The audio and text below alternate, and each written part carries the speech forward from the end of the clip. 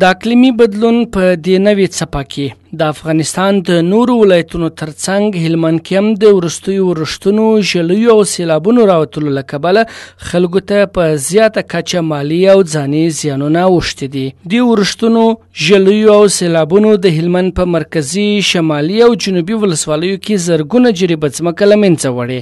کورونه یې نړولي او خلکو ته د سر زیان هم اړولی دی. د هلمند ولایت د ناوې ولسوالۍ یو شمېر اوسېدونکو سکون راډیو سره د خبرو پر مهال ویل چې وروستیو ورښتونو یې کښتونه، څارویو او سولري هندارو ته په پراخه کچه زیان اړولی دی. دوی له حکومت او اړوندو ادارو څخه د بیړنیو مرستو غوښتنه کوي.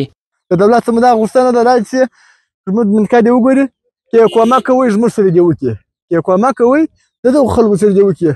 چې ویې دې ګوري ایتان دې راواسي، هغه ایتې دې وکړي، دغه منطقه دې ټوله سروي کړي، ویې دې ګوري باید که یې کومک کوئ د دغه چې دغه تاوان ورسېدلی د دغو خلکو سره دې وکړي. ډېر زیانونه راوښتي دي، مصرفونه مو کړي دي، ټوله هلاک سول، هسې وچې ناړې سولې، ګرته ختم سو. دغه ناست خلک چې دي دا ګرته دغسې ستړي، ټوله ګرته ستړي، موږ ستړي یو، شی مو نه دی پاته سوی.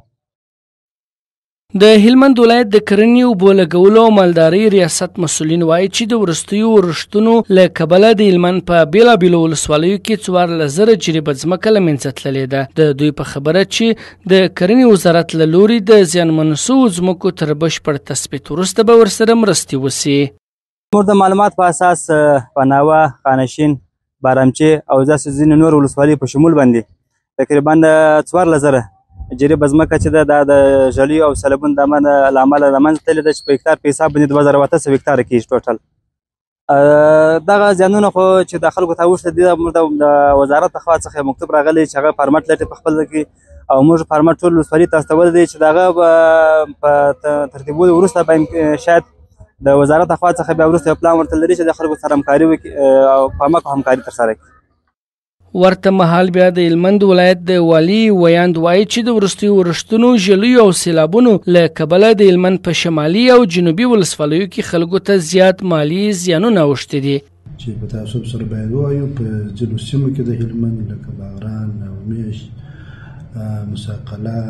مرجې ولسوالي، وشیر ولسوالي، ناوې ولسوالي او ځینو نورو سیمو کې د خلکو کښتونو ته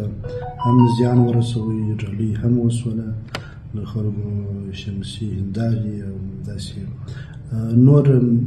تاوانونه چې دي هغه طبیعي پیښو تاوانونه وه چې هغه خلکو ته ورسېدلي.